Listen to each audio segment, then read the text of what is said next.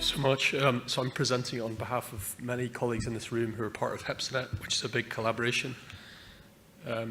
So to give some context, international guidelines recommend the use of liver stiffness measurement using transient elastography as a treatment criterion. So WHO is suggesting 7 or above and EASL 8. And to diagnose cirrhosis, 12.5 in the WHO guidelines and 11 in EASL.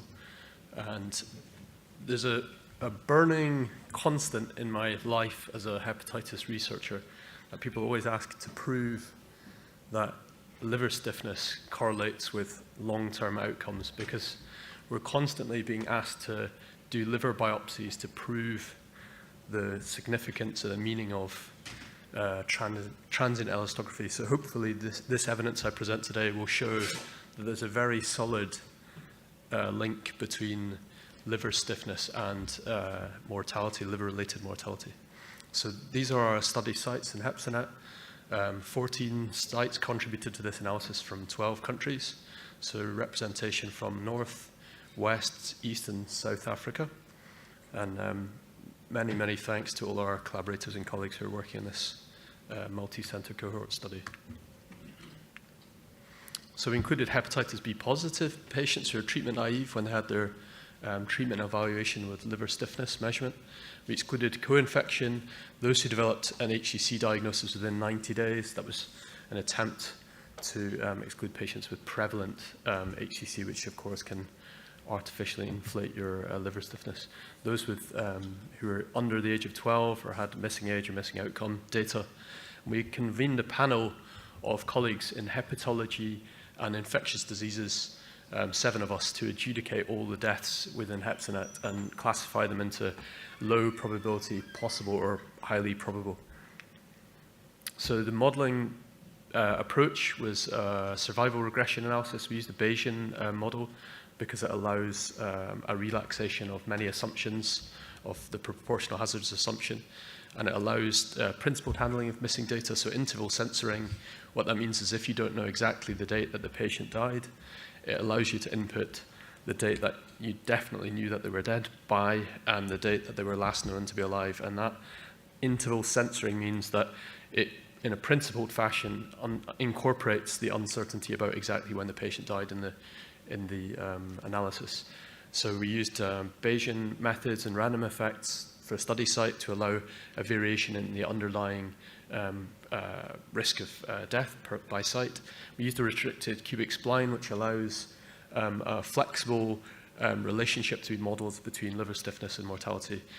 We evaluated over 30 different types of models and selected the best based on the leave one out cross-validation information criteria. And the final model has 6 knots, so restricted cubic spline, and the best performing model was positioned at Harrell's percentiles, which is sort of distributed according to the distribution of the data.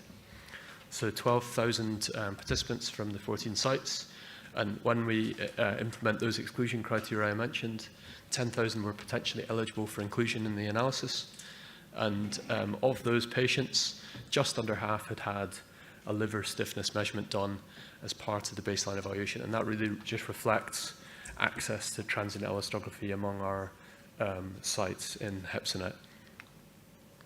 So here's the baseline characteristics, and I compare on the left-hand side all the participants who would be eligible for this analysis, and on the right-hand column those that had a liver stiffness measurement that was valid, showing quite a bit of consistency between the two populations. You can see that most of our data comes from Ethiopia, Gambia, Senegal are the main and largest sites, but there's representation from all the regions of Africa there. 60% of our patients are male, and the median age was 33 years at the initiation at the baseline. These are the pre-treatment evaluation characteristics of our participants. So median HBV DNA 2.7 log, only 8% E antigen positive, and then you can see the other characteristics there. Median liver stiffness was 5.5 kilopascals, and 5% had in the range of 10 to 15, and a further 5% greater than 15 kilopascals. So again, comparing the two different groups, about 23% of patients were treated during follow-up, And the time from the baseline evaluation to the commencement of therapy was a median of 1.6 months. And total follow-up time was a median of 38.7 months in our liver stiffness analysis population, and 3% died during the period of follow-up.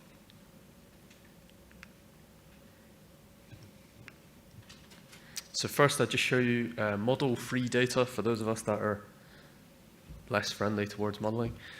This is just observation. This is no modeling component. So this is just mortality according to your liver stiffness measurement.